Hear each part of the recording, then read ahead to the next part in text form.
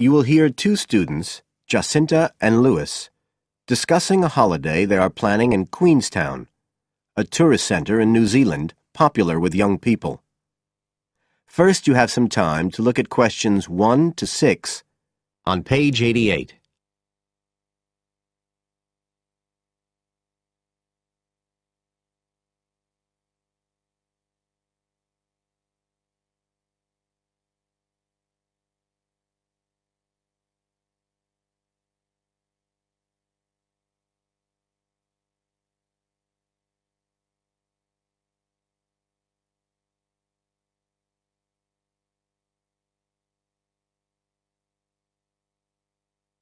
You will see that there is an example which has been done for you. On this occasion only, the conversation relating to this will be played first.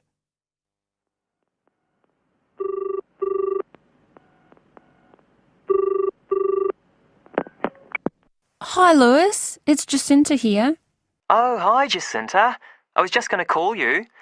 I was thinking we ought to do something about accommodation for our trip to Queenstown. Yeah, actually, that's just why I rang you. I've been looking on the internet.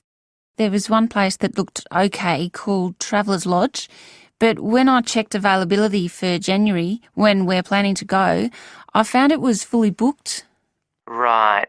Well, we'd better do something now, I suppose. Traveler's Lodge is fully booked, so fully booked has been written in the space. Now we shall begin. You should answer the questions as you listen, because you will not hear the recording a second time. Listen carefully and answer questions 1 to 6.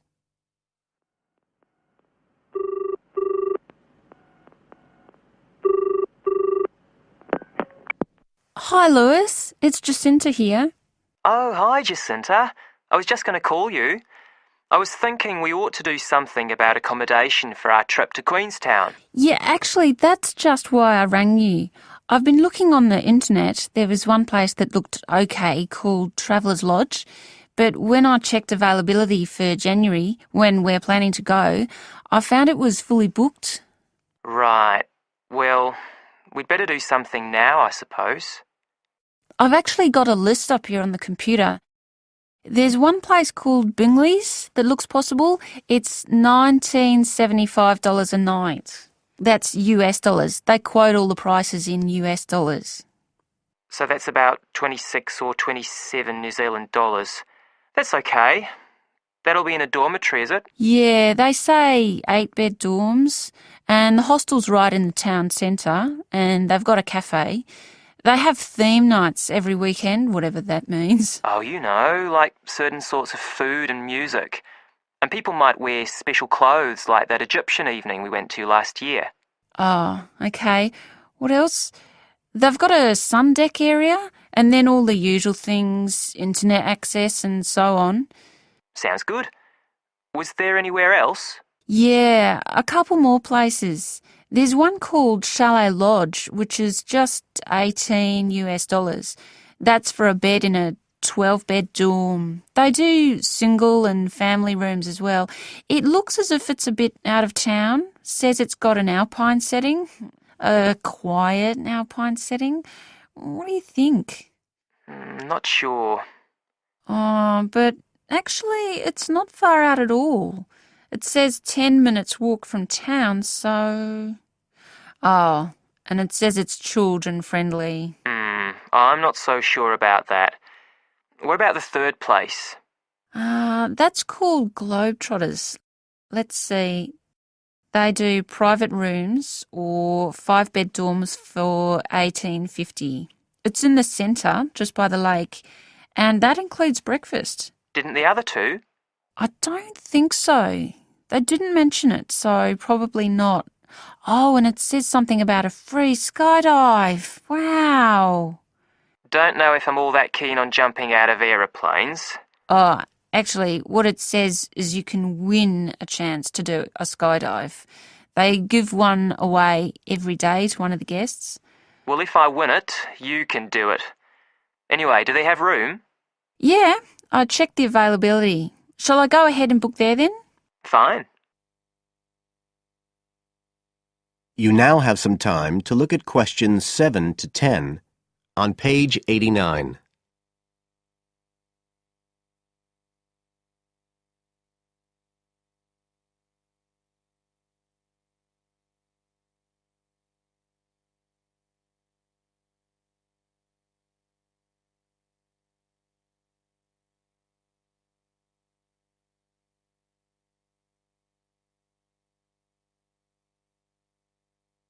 Now listen and answer questions 7 to 10.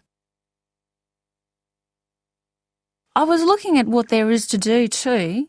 There are lots of sites offering deals for adventure sports.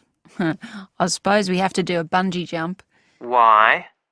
Well, it's Queenstown where they more or less started it as a sport. You can, if you really want to jump off the side of a bridge with an elastic rope tied round your ankles. I'll watch. Okay, so what do you want to do? As far as adventure sports go, I was talking to someone who went whitewater rafting there. He said it was really awesome. They drive you up the Shotover River and then you come down on a rubber raft through the whitewater rapids where the river's really narrow and fast and end up going through a tunnel nearly 200 metres long. I think it's quite expensive though. Oh, I'm on for that if you are. Cool. The other thing you can do is the jet boat ride. That sounded just a lot of noise though. It's basically just whizzing round on the river on a very fast boat, isn't it? My friend did that as well. He said it was a bit touristy, but worth it. I'll give it a go. You go right up the river canyon. He said the drivers were really skillful, but I don't mind going on my own. But there's lots to do as well as the whole commercial adventure bit. We ought to do some trekking. The scenery around there's amazing. I don't want to miss that. The place to start's Glenorchy, apparently, about 40 minutes drive. That's where lots of the wilderness trails begin. Okay, I'll pack my walking boots. I'd better start getting in training. I haven't done anything except sit at my desk for months. Now, is there anything else we need to decide? That is the end of section 1. You now have half a minute to check your answers.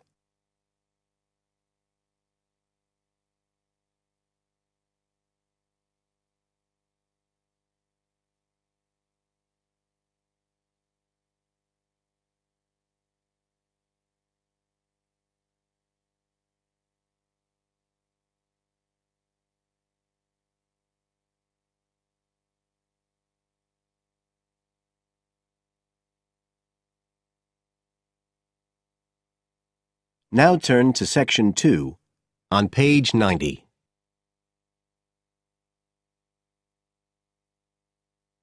Section 2.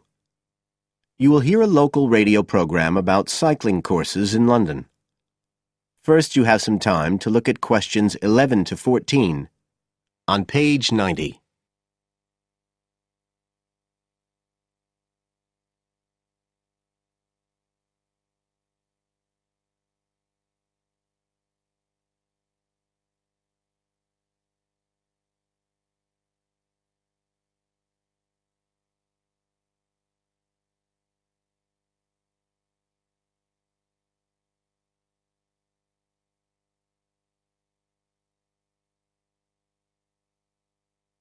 Now listen carefully and answer questions 11 to 14.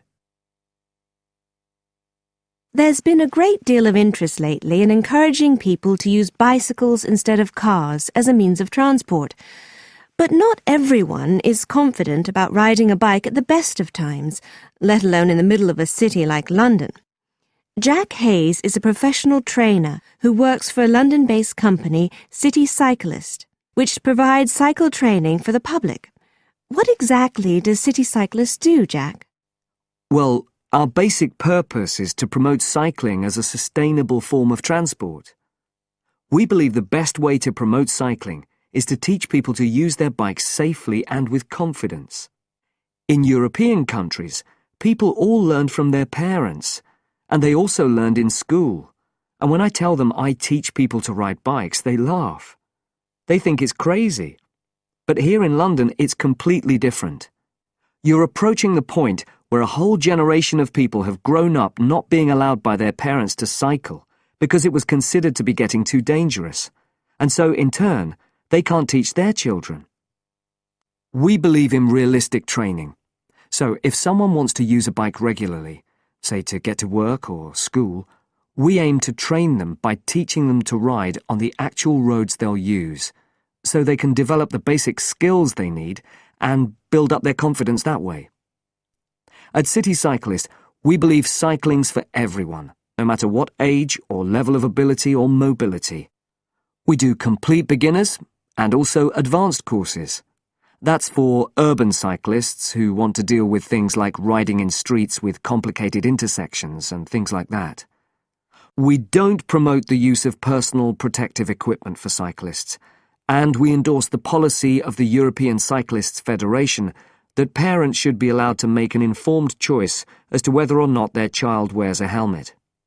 We believe the key to safe cycling is assertiveness, taking your place on the road. This has to be instilled right from the beginning. Assertive road positioning and behaviour is the key to safe cycling in congested urban environments. Some people are surprised that we don't promote the segregation of cyclists from motorised traffic, but we don't think that's practical in all urban environments. Instead, we teach people to use as much road space as they need to travel safely and effectively. You now have some time to look at questions 15 to 20 on page 91.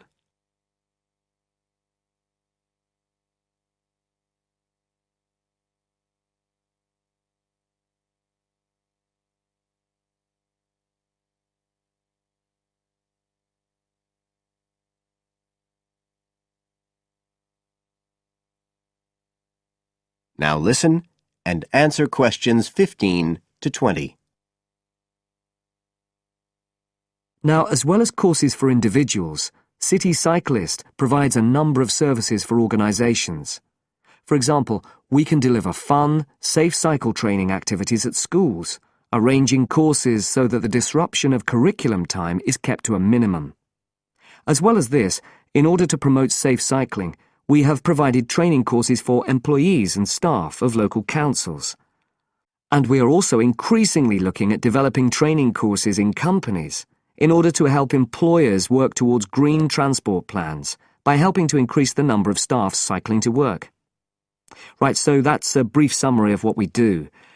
If any listeners would like to find out more about the organisation, you can have a look at our website. That's City Cyclist. C-I-T-I cyclist.co.uk. And in order to book lessons, you can either phone us on 020 7562 4028 or do it online. There's an application form on our website, and you can just download that and send it in. We charge £27.50 per hour for one-to-one lessons, plus £6 for each extra person. So you're looking at just £39.50 for a family of 3, say. If you've never been on a bike in your life before, we reckon we can get you riding in 1 hour. And for most people, a course of road training usually takes 3 hours. But whether you're a parent or a child, an individual or an institution, we'll be happy to discuss your special needs and make a program just for you. That is the end of section 2. You now have half a minute to check your answers.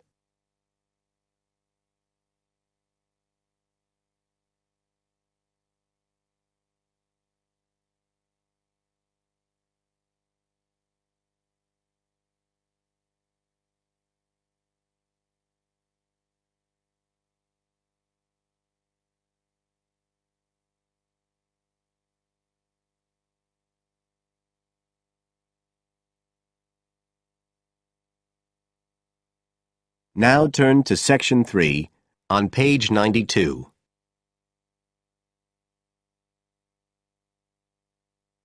Section 3. You will hear 2 students, Sharon and Zhao Li, talking to their tutor about a presentation they gave the previous week. First, you have some time to look at questions 21 to 23 on page 92.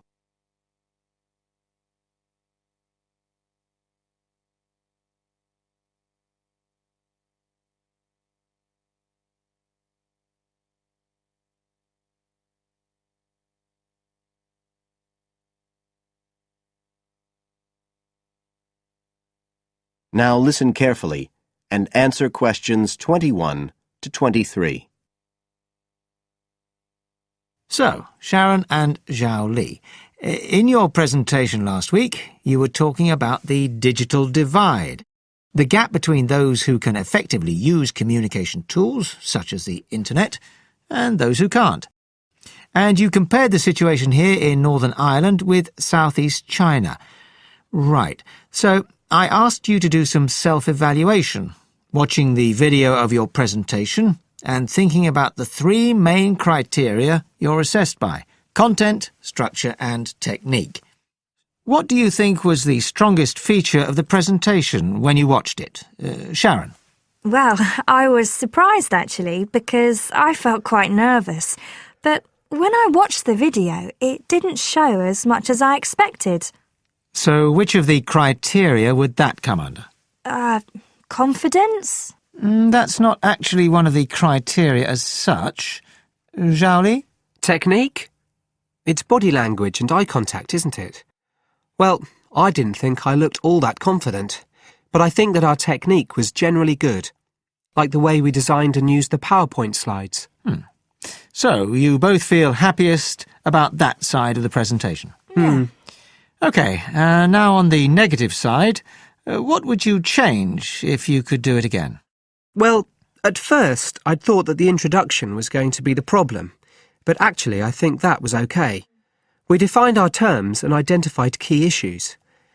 It was more towards the end. The conclusion wasn't too bad, but the problem was the questions. We hadn't really expected there'd be any, so we hadn't thought about them that much. OK, anything else? Well, like Zhao Li says, I thought the conclusion was okay, but when I watched this on the video, I thought the section on solutions seemed rather weak. Can you think why? Well, we explained what people are doing about the digital divide in China and Northern Ireland, but I suppose we didn't really evaluate any of the projects or ideas. It was just a list, and that was what people were asking us about at the end mostly.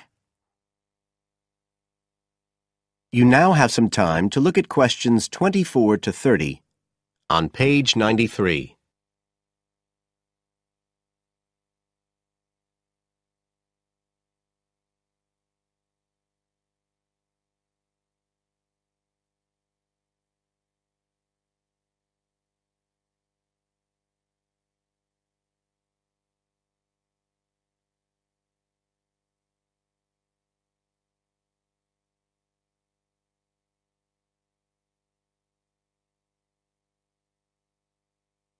Now listen and answer questions 24 to 30. OK. Now, I also asked you to get some peer evaluation from the other students. Yes, well, people said it was interesting, like the fact that in China, the internet was used more for shopping than in Northern Ireland. They said sometimes it was a bit hard to understand because we were talking quite fast, but we didn't think so when we watched the video. No, it's a bit different, though, because you know all this information already. If you're hearing it for the first time, you need more time to process it. That's why signposting the structure and organisation of the talk is important. That seemed okay. No one mentioned that as a problem. Some people said that we could have had more on the slides, like some of the other groups had nearly everything they said written up on the visuals as well. But other people said the slides were good. They had just the key points. Yes. And most people said we had quite good eye contact and body language. They all pointed out we'd overrun. They all said we were 5 minutes over. But we timed it afterwards on the video, and it was only 3 minutes. We were a bit unsure about the background reading at first, but I think we did as much as we could in the time. Anyway, no one commented on that under content. But one thing that did come out was that they liked the fact we'd done research on both Northern Ireland and China. Most other people had just based their research on one country. We managed to get quite a lot of data from the internet, although we had to do our own analysis, and we did our own surveys as well in both countries. So the class gave us best feedback for content, but it was all okay. Right. Well, that's quite similar to the feedback I'm giving you. I was very impressed by the amount of work you'd done and by your research methodology. So, actually, I'm giving you full marks for content. 5. Oh. The structure of the presentation was good, but not quite as good as the content. So, I gave that 4. And the same for technique. So, well done. Thank you. Now, the next stage is to write up your report. So, just a few pointers for you here. First of all, in your presentation, I think your ending was rather abrupt. You suddenly just stopped talking. Yeah. It wasn't a big problem, but think about your closing sentences in your report. You want to round it off well. One thing I forgot to mention earlier was that I felt a very strong point was that after you'd given your results, you explained their limitations. The fact that we didn't have a very reliable sample in terms of age in China. Yes, that section. So don't forget to include that. And you had some excellent charts and diagrams, but maybe you could flesh out the literature review a bit. I can give you some ideas for that later on if you want. OK, is there anything else you want to ask? No, thank you. Thanks. That is the end of Section 3. You now have half a minute to check your answers.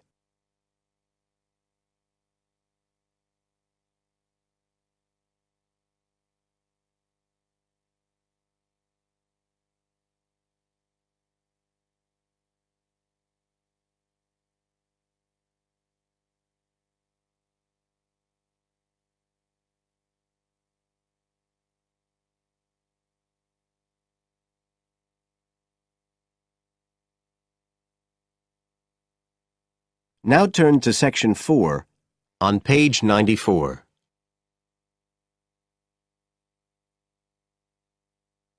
Section 4. You will hear a student giving a presentation about some ways of dealing with the problems of urbanization and city growth. First, you have some time to look at questions 31 to 40 on page 94.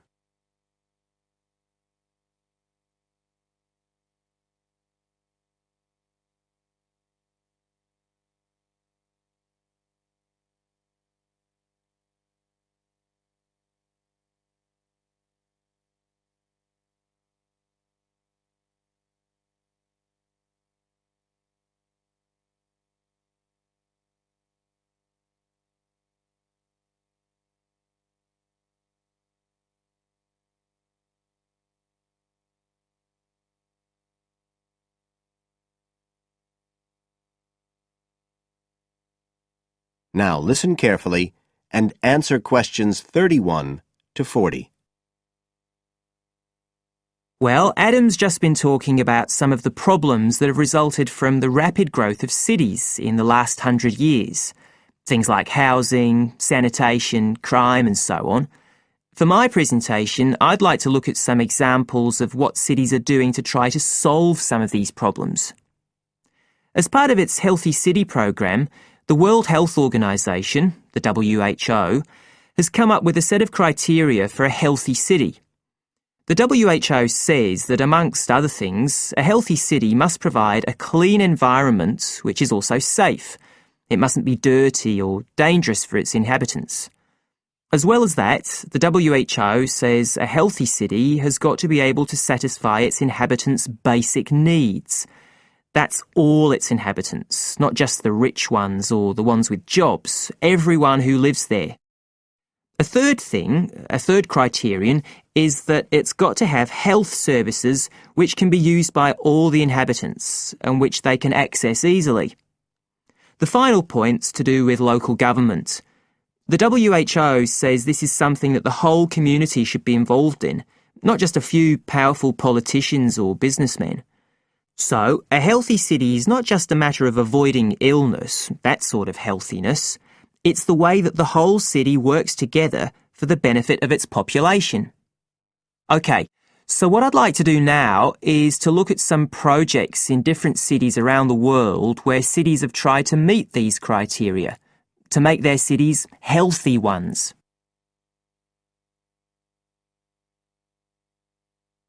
Right.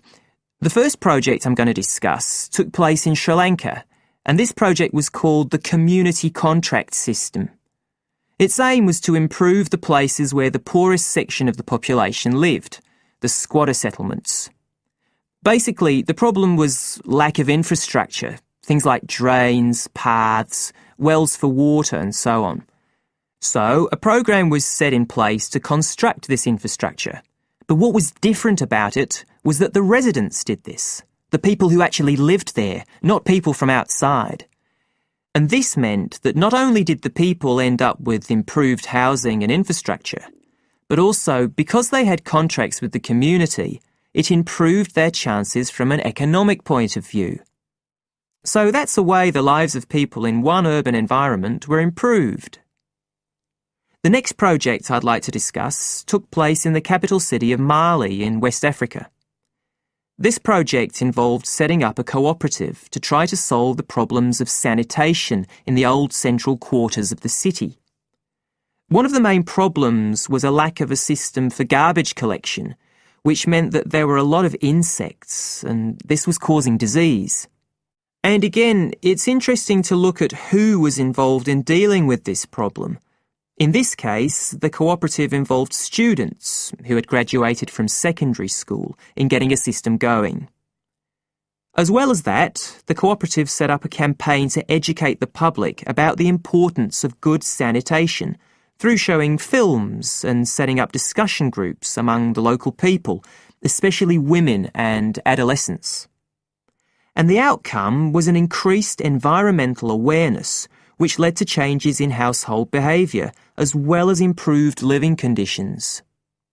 OK, the third project was in Egypt, just outside the capital, Cairo, which is a city that's grown very rapidly in the last few decades.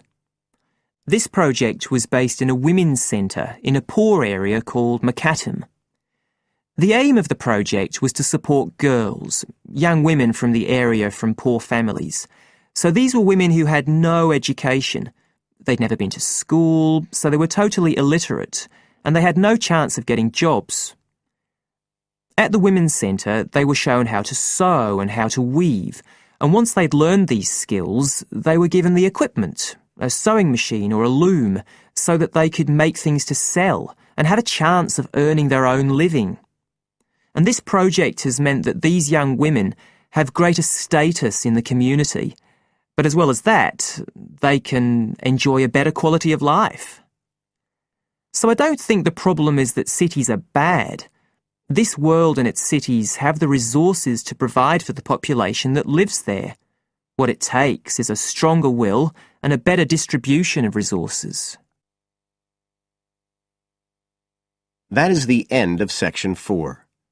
You now have half a minute to check your answers.